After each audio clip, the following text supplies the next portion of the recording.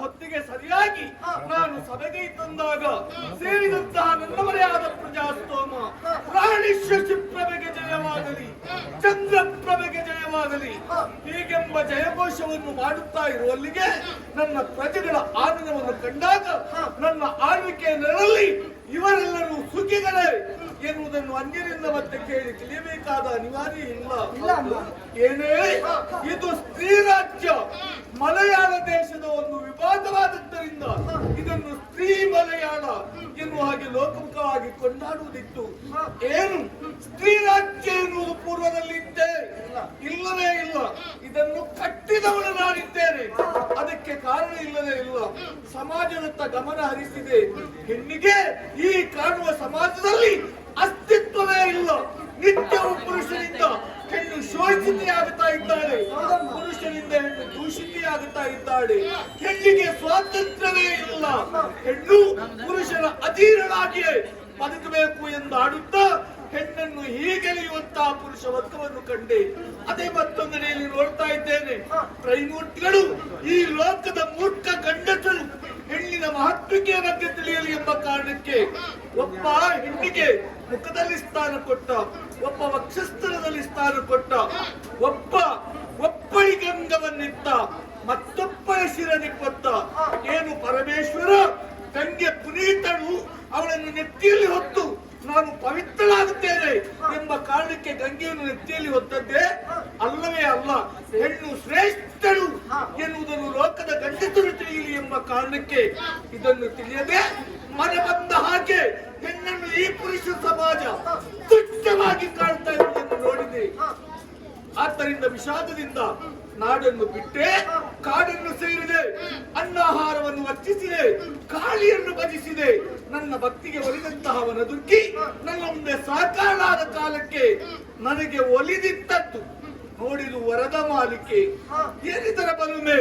ಇದನ್ನು ಕೊರಳಲ್ಲಿ ಧರಿಸಿ ಪ್ರತಿಸ್ಪರ್ಧಿಯೊಂದಿಗೆ ಹೋರಾಡುವಾಗ ವಿರೋಧಿಯ ಅಷ್ಟಶಕ್ತಿ ಸೆಳೆಯುವ ಸಾಮರ್ಥ್ಯ ಈ ವರದ ಹಾರಕ್ಕಿದೆ. ಜೊತೆಗೆ ಈ ಹಾರವನ್ನು ಹಿಡಿದು ನೆನೆದಾಗ ಗೋರೂಪಿ ಬರ್ತಾರೆ ಸಹಾಯಕ್ಕೆ. ಆಮೇಲೆ ಅದೃಶ್ಯಾಂಜನ ದೇವಿಯಿಂದ ದತ್ತವಾದಂತಹ ದಿವ್ಯ ಪ್ರಸಾದವನ್ನು ಪಡೆದು ನಾಡಿಗೆ ಬಂದೆ. ಕಣ್ಣಲ್ಲಿಸಿ ನೋಡ್ತೇನೆ, ಲೋಕಮುಖವಾಗಿ ಇಲ್ಲಿದೆ ಸ್ತ್ರೀ ಶಕ್ತಿ. ಸಣ್ಣ ಸಣ್ಣ ಚೂರುಗಳಾಗಿ ಹರಿದು ಹಚ್ಚಿ ಹೋಗಿದ್ದ ಸ್ತ್ರೀ ಶಕ್ತಿಯನ್ನು ಒಟ್ಟುಗೂಡಿಸಿದ್ದೇನೆ. ಇವತ್ತು ನೋಡಿದ್ಯಾ, ಸ್ತ್ರೀ ಶಕ್ತಿ ಪ್ರಚಂಡ ಮಹಾಸಾಗರವಾಗಿ ಸ್ತ್ರೀ ರಾಜ್ಯವಾಗಿ ರೂಪಿತಗೊಂಡದ್ದು. ಇಲ್ಲಿ ಆನೆ ಸೇನೆ ಹೊಂದಿ ಮಾತ್ರ ಎಲ್ಲವೂ ಹೆಣ್ಣೆ ಗಂಡೆನ್ನುವಂತಹ ನೊಳಕ್ಕೂ ಇಲ್ಲಿ ಪ್ರವೇಶ ಇಲ್ಲ. ಸ್ತ್ರೀ ರಾಜ್ಯದ ಮಹತ್ವಾರ್ಧ ಹೊರಭಾಗಿಯಲ್ಲಿ ಬರೆದಿರಿಸಿದ್ದೇವೆ. ಪುರುಷರಿಗೆ ಇಲ್ಲಿ ಪ್ರವೇಶ ಇಲ್ಲ. ಒಂದು ವೇಳೆ ಅತಿಕ್ರಮಿಸಿ ಬಂದಂತೆ ಇದ್ರೆ ಜೀವದೊಂದಿಗೆ ಹೊರ ಹೋಗುವುದಿಲ್ಲ. ಈಗ ಸ್ತ್ರೀಯರು ಸಮರ್ಥರು ಎನ್ನುವುದನ್ನು ಲೋಕಮುಖಕ್ಕೆ ಈ ಚಂದ್ರಪ್ರಭೆ ಸಾಧಿಸಿ ತೋರಿಸಿದವಳು. ಈಗ ಕೇಳ್ತೇನೆ, ಹೆಣ್ಣು ಕಡಿಮೆ ಅಂತ ಹೇಳುವ ಗಂಡು ಧೈರ್ಯ ಇದ್ರೆ ನನ್ನ ಬಂದೆ ಮುಂದೆ ನಿಂತು ಹೇಳಲಿ, ಹೆಣ್ಣೇನು ಅಲ್ಲ ಎನ್ನುವ ಹಾಗೆ ಅವನ ರಸ್ತೆ ಹೆಣ್ಣು ಹೇಗೆ ಕಡಿಮೆ ಅಂತ ಓಲಗ ಕೊಟ್ಟಿದ್ದೇನೆ. ವಿಶೇಷ ಇದ್ರೆ ಬರಲಿ ನೋಡು.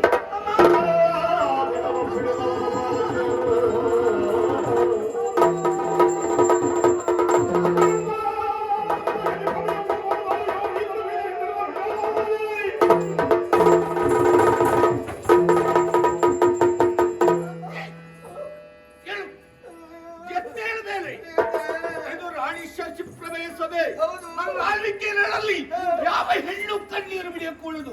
ಹೆಣ್ಣಪ್ಪಳು ಕಣ್ಣೀರು ಹರಿಸ್ತಾ ಇದ್ದಾಳೆ ಅಂತಾದ್ರೆ ಇದು ಶಶಿಪ್ರಭೆಯ ಆಳ್ವಿಕೆಯ ದೌರ್ಬಲ್ಯ ಎಂದು ಲೋಕ ತಿಳಿಯುವುದಿಲ್ವೇ? ಮೇಲಾಗಿ ನನ್ನ ಸಭೆಗೆ ಬರುವಲ್ಲಿ ಒಂದು ನಿಯಮ ಇರುವುದುಂಟು. ಸಭೆಗೆ ಬರುವ ನೀರು ಗಾಂಭೀರ್ಯವನ್ನು ಹೊತ್ತು ತಾರದೆ ಪಪ್ಪಿಡ್ತಾ ಬರ್ತಾ ಇದೆಯಲ್ಲ. ಯಾರು? ಏನಾಯ್ತು? ಯಾಕೆ ಹೀಗೆ ಹೇಳು?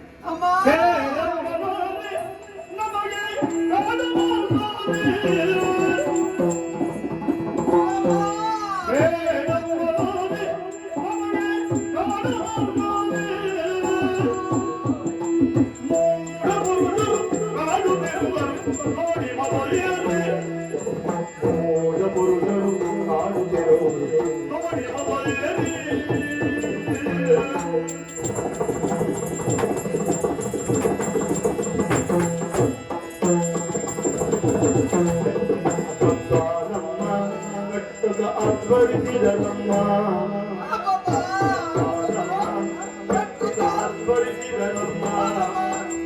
ಇಬ್ಬರು ಹುಡುಗರ ಕೊಂದು ನಮ್ಮಯ ಬೊಬ್ಬೆ ನಮ್ಮಮ್ಮ ಇಬ್ಬರು ಹುಡುಗರ ಕೊಂದು ನಮ್ಮಯ ಬೊಬ್ಬೆ ನಮ್ಮಮ್ಮ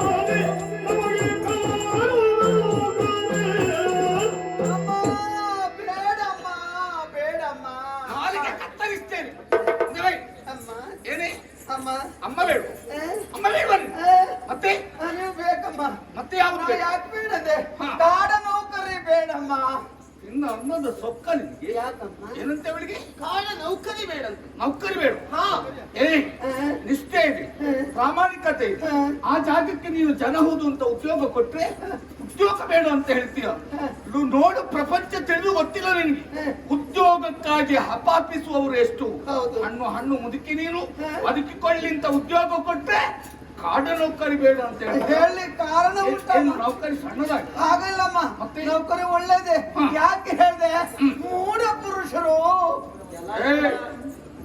ನಾನು ಪುರುಷರನ್ನು ಆಗಾಗ ಮೂಢರು ಅಂತ ಹೇಳ್ತೇನೆ ಹೇಳುವಲ್ಲಿ ಸ್ಪಷ್ಟ ಕಾರಣ ಕೊಡ್ತೇನೆ ನಾನು ಆಡುವುದನ್ನೇ ಕೇಳಿ ಪುರುಷರನ್ನು ಮೂಢರು ಅಂತ ಹೇಳಿದ್ರೆ ಶಿಕ್ಷೆಗೆ ಒಳಗಾಗುತ್ತೀನಿ ಹಾಗಲ್ಲ ತಾಯಿ ಮತ್ತೆ ಎಲ್ಲರನ್ನು ನಾನು ದೂಷಿಸಿದ್ದಲ್ಲ ಮತ್ತೆ ನನ್ನನ್ನು ಕಾಡಿದ್ರಮ್ಮ ಕಾಡಿದ್ರು ಇವಳನ್ನು ಕಾಡ್ತಾರಲ್ಲ ನನಗೆ ಜೀವಮಾನದಲ್ಲಿ ಅವರು ಸೀರೆ ಉಟ್ಟವನ್ನು ನೋಡೇ ಇಲ್ಲ ಇನ್ನಿನ್ನನ್ನು ಕಾಡ್ತಾ ಇದ್ದಾರೆ ಅವರಿಗೆ ಬೇರೆ ಔಷಧ ಇಲ್ಲ ದಿವಸ ಬೆಳಿಗ್ಗೆ ತಲೆಗೆ ತಣ್ಣೀರು ಇಡಬೇಕು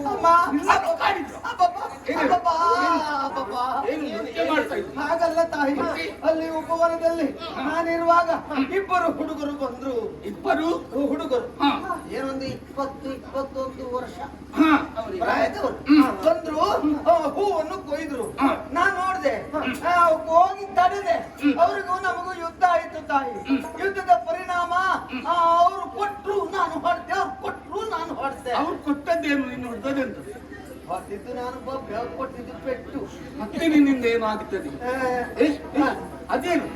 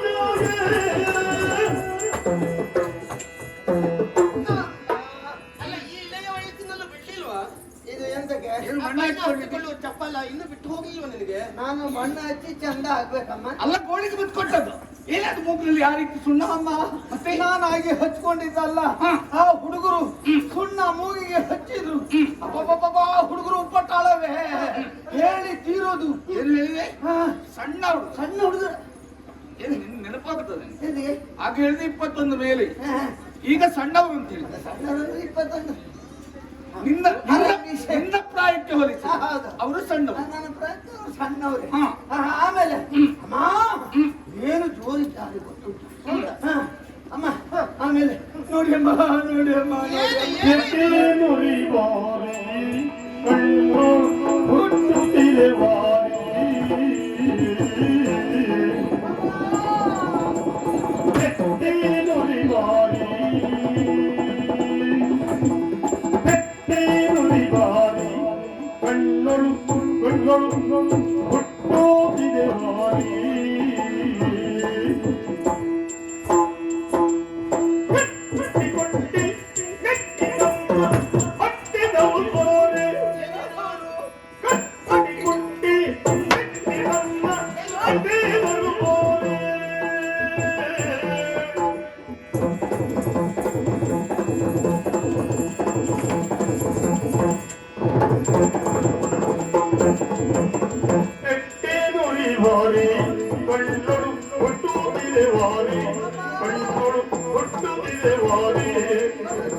ಗಟ್ಟಿ ಗಟ್ಟಿ ಗಟ್ಟಿ ನಮ್ಮ ಹಟ್ಟಿಗಳು ಸೂರಿ ಗಟ್ಟಿ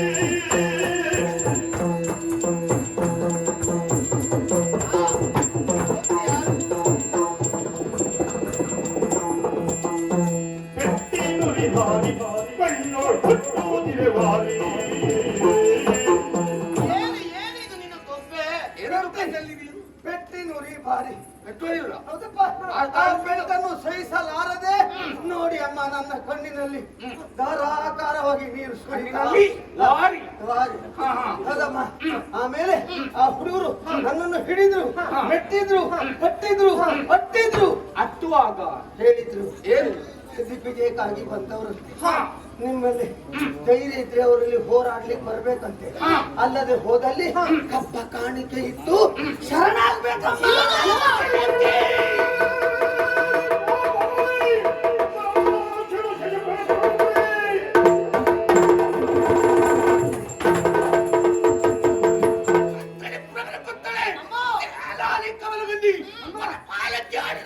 ಕೇಳಿದ್ರು ಎಲ್ಲಿಂದಲೋ ಬಂದ ಪುರುಷರು ಈ ರಾಜ್ಯಕ್ಕೆ ಅಡಿ ಇಟ್ಟು ತನ್ನ ಆಳನ್ನು ಅವಮಾನಿಸಿದ್ದಲ್ಲದೆ ಈ ಪರಿಯಾಗಿ ಅವಹೇಳನ ಮಾತಾಡ್ತಾ ಇದ್ದಾರೆ ಅಂತಾದ್ರೆ ಕೇಳಿ ಸುಮ್ಮನಿರಬಹುದೇ? ಅವನ ಪಾಲಕ್ಕೆ ಆಡಿದ ಮಾತು ಕೇಳುತ್ತಾ ಇದ್ದಾಗ ನನ್ನ ಕಣ್ಣಿನಲ್ಲಿ ಹರಿಯುತ್ತಾ ಇರುವ ರಕ್ತದ ಹನಿಯಲ್ಲಿಯೂ ದೇಹದ ಕಣಕಣದಲ್ಲಿಯೂ ಪುರುಷ ವಿಷಯಕವಾದಂತಹ ಆವೇಶ ಆಕ್ರೋಶಾತಿಯಾಗಿದೆ. ಬಂದ ಪುರುಷರು ಹೀಗೆಳೆಯುತ್ತಾ ಇದ್ದಾರೆ ಎನ್ನುವುದನ್ನು ಕೇಳಿದಂತಹ ನಾನು ಮೌನವಾಗಿ ಕುಳಿತೇಂತಾದ್ರೆ ಇದು ನನ್ನ ದೌರ್ಬಲ್ಯ ಅಂತ ಭಾವಿಸ್ತಾರೆ. ಬಂದ ಪುರುಷರ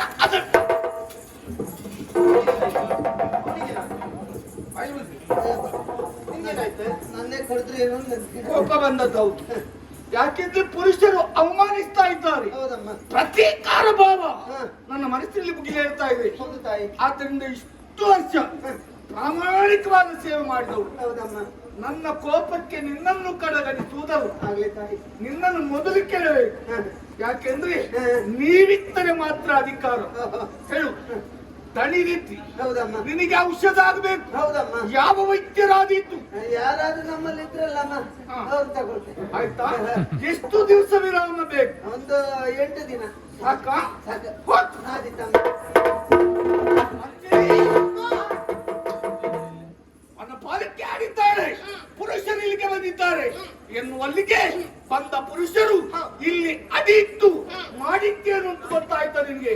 ಸುಮ್ಮನೆ ಮಲಗಿರುವಂತಹ ಸಿಂಹಳಿಯನ್ನು ಕೆಳಗಿದ್ರೆ ಕಟ್ಟಿಸುವುದಿಲ್ಲವೇ? ಸುಮ್ಮನೆ ಮಲಗಿದ ಹೆಡೆ ಸುಳಿದ್ರೆ ಹೆಡೆ ಎತ್ತಿ ಪುತ್ಕರಿಸುವುದಿಲ್ಲವೇ? ನನ್ನನ್ನು ಕೆಣಕಿದ್ದಾರೆ, ರೊಚ್ಚಿಗೆ ಎಬ್ಬಿಸಿದ್ದಾರೆ.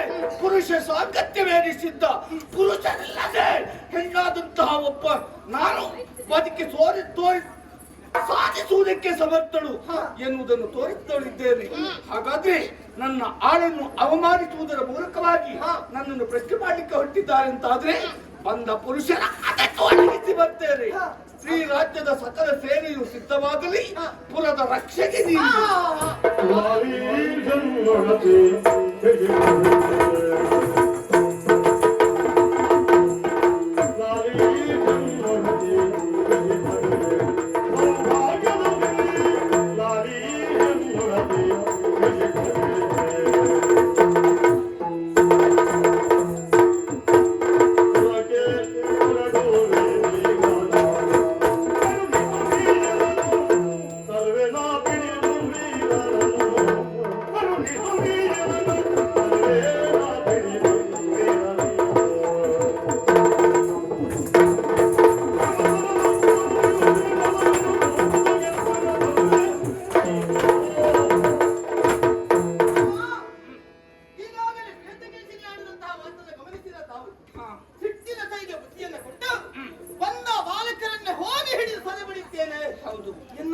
ಮಾತನಾಡಿ ಹೊರಟು ನಿಂತವರು ತಾವಾಗಿದ್ದೀರಿ.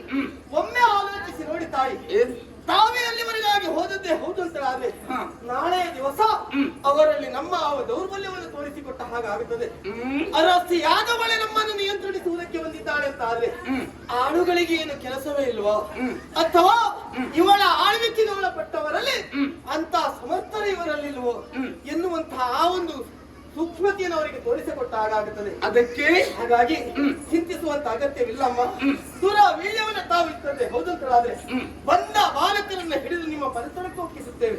ಅಂತಹ ಕಾಲದಲ್ಲೇ ಅಮ್ಮ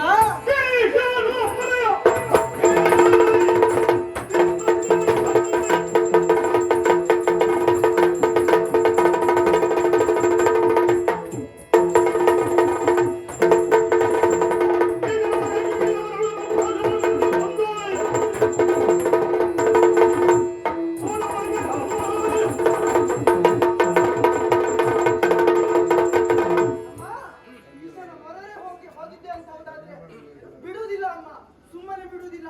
ಸೋಲಿಸಿ ನಿಮ್ಮ ಪಾದದ ಬುಡಕ್ಕೆ ತಂದಿಡ್ತೇವೆ.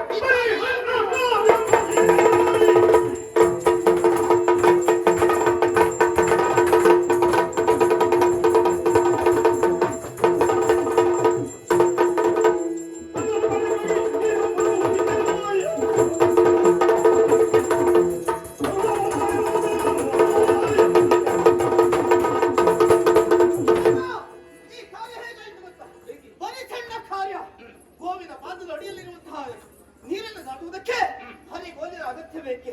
ಸಾಮಾನ್ಯ ಚಿಗುರಲ್ಲಿಯನ್ನು ತಿರುಟುವುದಕ್ಕೆ ಕೊಡಲಿಯನ್ನು ಬಳಸಬೇಕಾಗಿದ್ದೆ. ಇಲ್ಲವೇ ಇಲ್ಲ ತಾಯಿ, ಅಪ್ಪಣೆಯನ್ನು ಕೊಡಿ. ಅದಿಂದ ಮಾತನಿಗೆ ಅವರು ವೀರ್ಯವನಿತ್ತು ನುಡಿಗಳು ಎಂದೆ ಕಮಲಗಂಧಿ ಧರ್ಮವಾಗಿ ಕಮಲಗಂಧಿ ಅಮ್ಮ ಭ್ರಮರಕ್ಕುತ್ತಳೆ ಸಮಯೋಚಿತವಾದಂತಹ ಸಲಹೆ. ಬಂದ ಪುರುಷರಾದಟ್ಟು ಅಡಗಿಸುವುದಕ್ಕೆ ನಾನು ಸಿದ್ಧಳಾದ ಹೊತ್ತಿಗೆ ನನ್ನನ್ನು ತಡೆದು ಆಡುತ್ತಾ ಇದ್ದೀರಿ. ನಮಗೊಂದು ಅವಕಾಶ ಬೇಕು. ಯಾವಾಗಲೂ ಆಳುವವರು ಆಳುಗಳಿಂದ ಯಾವುದೇ ಕಾರ್ಯವನ್ನು ಮಾಡಿಸಿಕೊಳ್ಬೇಕು. ಆಳುಗಳಿಂದ ಆಗದೇ ಇದ್ದಲ್ಲಿ ಆಳುವವರು ಹೊರಟ್ರೆ ಅದಕ್ಕೊಂದು ಚಂದ. ಚಿಗುರನ್ನು ಚೂಟುವುದಕ್ಕೆ ಕೊಡಲಿಯ ಅವಶ್ಯಕತೆ ಉಂಟ? ಉಗುರು ಸಾಕಾಗುತ್ತೆ. ಆಗ್ಲಿ, ಇಗೋ ಹೊನ್ನ ಹರಿವಾಣದಲ್ಲಿ ರಣವೀಳ್ಯವನ್ನಿಟ್ಟಿದ್ದೇನೆ. ನಿನ್ನ ತೋಳ ತ್ರಾಣದ ಕುರಿತು ಅನುಮಾನ ಅಲ್ಲ. ಬಂದ ಪುರುಷರು ಹೇಗೆ ಎನ್ನುವ ಸ್ಪಷ್ಟವಾದ ಪರಿಚಯ ಅವರ ಕುರಿತು ನಮ್ಗೆ ಇಲ್ಲ. ವನಪಾಲಕ್ಕೆ ಹೇಳಿದ್ದಷ್ಟೇ ನಾವು ಕೇಳಿದ್ದೇವೆ. ಎಲ್ಲಿಯಾದ್ರೂ ಪುರುಷರ ಫಲಾಫಲ ಎಣಿಸದೆ ನೀನವರನ್ನು ತೊಡಕುವುದಕ್ಕೆ ಹೋದಲ್ಲಿ ನಿನ್ನ ಪಾಲಿಗೆ ಕಷ್ಟ ಆಗ್ಲಿ. ಇರಲಿ ಅಂತ ಬೆಂಬಲಕ್ಕೆ ಸೇನಾನಿಯಾದಂತಹ ಕಮಲಗಂಧಿನಿಯನ್ನು ಕಳಿಸಿಕೊಳ್ತೇನೆ. ಇಗೋ ಜಯಾಪಜಯ ಪಡೆದೇ ತೀರುತ್ತೇವೆ ಎಂದು ರಣಕ್ಕಭಿಮುಖವಾಗಿ ಹೊರಟವರು ನಿರ್ಧಾರಕ್ಕೆ ಬರುವುದು ಸಾಧ್ಯ ಇಲ್ಲ. ಕೇವಲ ದೇಹ ಬಲವನ್ನಲ್ಲದೆ ದೈವಿ ಫಲವನ್ನು ಹೊಂದಿ ಪುರುಷರು ಬಂದಂತೆ ಇದ್ರೆ ಅವರಿಂದ ನಿಮ್ಮ ಪಾಲಿಗೆ ಕಷ್ಟ ಬಂದ್ರಿ, ನಿಮ್ಮ ಪ್ರಾಣಕ್ಕೆ ಕುಂದುಂಟಾಗುವ ಹೊತ್ತು ಬಂದ್ರಿ, ಆಗ ಏನು ನನಗೆ ಗೊತ್ತಾಗುವುದು ಆಮೇಲೆ. ಆದ್ದರಿಂದ ಅವರಿಂದ ತಪ್ಪಿಸಿಕೊಂಡು ಬರುವುದಕ್ಕೆ ಬೇಕಾಗಿ ಈಗ ಅದೃಶ್ಯಾನ್ಯನು ಅಲ್ಲಿಂದ ನನ್ನವರಿಗೆ ಬನ್ನಿ, ಮತ್ತೆ ನಾನೇನು ಅಂತ ನೋಡ್ತೇನೆ. ಮತ್ತೊಂದು ಎಚ್ಚರಿಕೆಯ ಮಾತು, ವನಪಾಲಿಕೆ ಆಡಿದ ಮಾತು ಕೇಳಿದ್ದೀರಿ. ಬಂದಿರುವ ಪುರುಷರು ಕಿರುಮೀಸೆಯ ಹೊಂತಕಾರಿಗಳು. ನಾವಿರುವುದೆಲ್ಲಿ? ಪುರುಷರ ಸಾಮೀಪ್ಯವೇ ಇಲ್ಲದೆ ಬಹುದೂರದಲ್ಲಿ. ನಮ್ಮಲ್ಲಿರುವ ಎಲ್ಲ ಹೆಣ್ಣುಗಳು ನಮ್ಮ ಚೌವನವತಿಯರೇ. ಇಗೋ ಉರಿಯುವ ಬತ್ತಿಯನ್ನು ಉರಿಯುವ ಬೆಂಕಿಯನ್ನು ಒಣಗಿದ ಬತ್ತಿಯನ್ನು ಒಟ್ಟಿಗೆ ಇಟ್ಟೇನಾಗುತ್ತದೆ? ಹೊತ್ತಿ ಉರಿಯುವುದಿಲ್ಲವೇ? ಆದ್ದರಿಂದ ಬಂದ ಪುರುಷರ ಕುರಿತಾಗಿ ನಮ್ಮಲ್ಲಿಯ ನಾರಿಯರು ಕಡೆ ಗಣ್ಣ ಕುಡಿನೋಟ ಬೀರಿದ್ರೆ ಅಂತವರಿಗೇನು ಶಿಕ್ಷೆ? ಕಣ್ಣನ್ನು ಕಿಡುತ್ತೇನೆ. ಅವರ ಹಿಂದೆ ಓಡಿ ಹೋದ್ರೆ ಅವರು ಕಾಲನ್ನು ಖಂಡಿಸಿದ್ದೇನೆ. ನೀನು ತಪ್ಪಿದ್ರೆ ಕೇಳಲಿಕ್ಕೆ ನಾನಿದ್ದೇನೆ. ಹೋಗಿ ಬನ್ನಿ.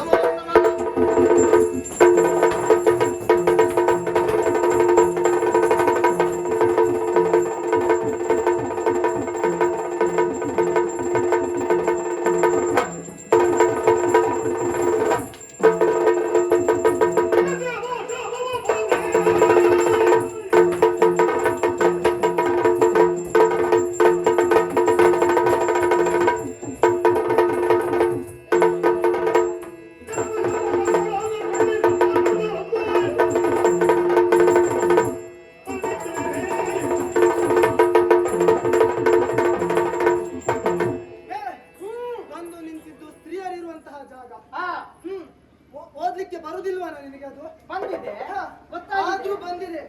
ಬಂದವನು ನೀನ್ ಯಾರು? ನಿನ್ನ ಹೆಸರು, ಬಂದಿರುವಂತ ಉದ್ದೇಶ ಹೇಳಿ. ತಪ್ಪಾಯ್ತು ಅಂತ ಕಪ್ಪ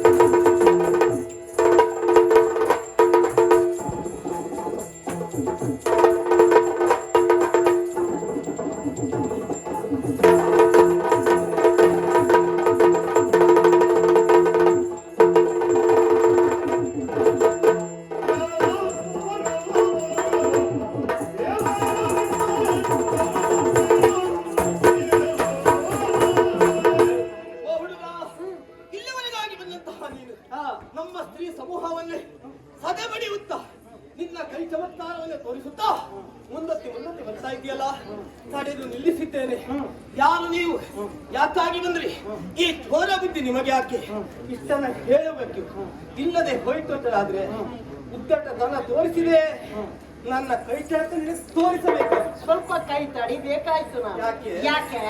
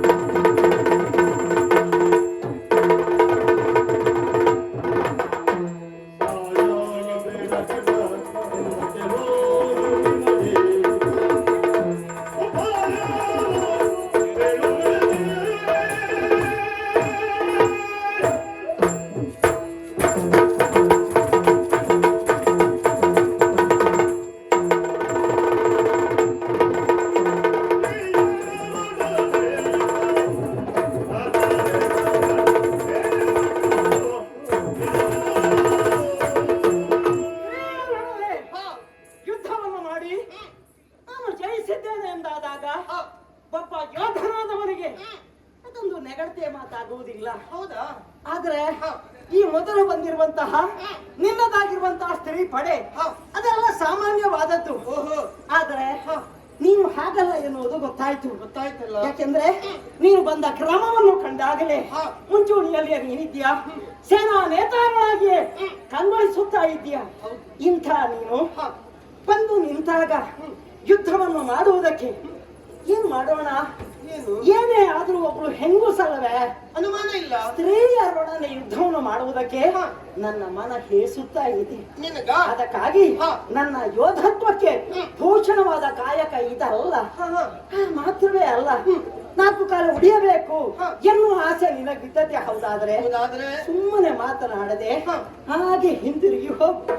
ಇದು ನಾನು ನಿನಗೆ ತಿಳಿಸುವ ಒಂದು ಉಪಾಯ. ಇಲ್ಲ ಅಂತ. ಅದಲ್ಲ ಅಂತಾದ್ರೆ ಹಾಗೆ ಮಾರ್ಮಾರತ ಮೈ ಮೇಲೆ ಅರಿಯುವುದಕ್ಕೆ ಬಂದ್ರೆ ಮತ್ತೆ ಪರಿಣಾಮ ಮಾತ್ರ ಕೆಟ್ಟದಾದ್ರೆ ಹೌದು ಎಚ್ಚರಿಕೆ ಹೇಳುವುದು. ಹೌದು. ಯಾವುದೋ ವಸ್ತ್ರಗಳ ಮುಖ್ಯವಾಗಿ ಅಲ್ವ ಗೊತ್ತಾಗ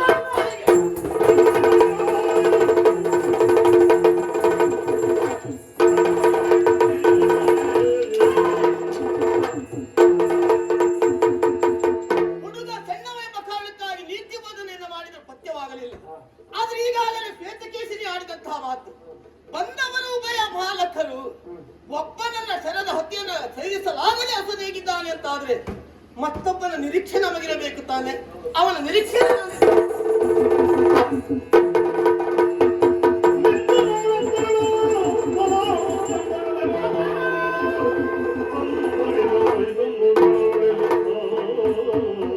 ಕಮಲ ಧ್ವಜ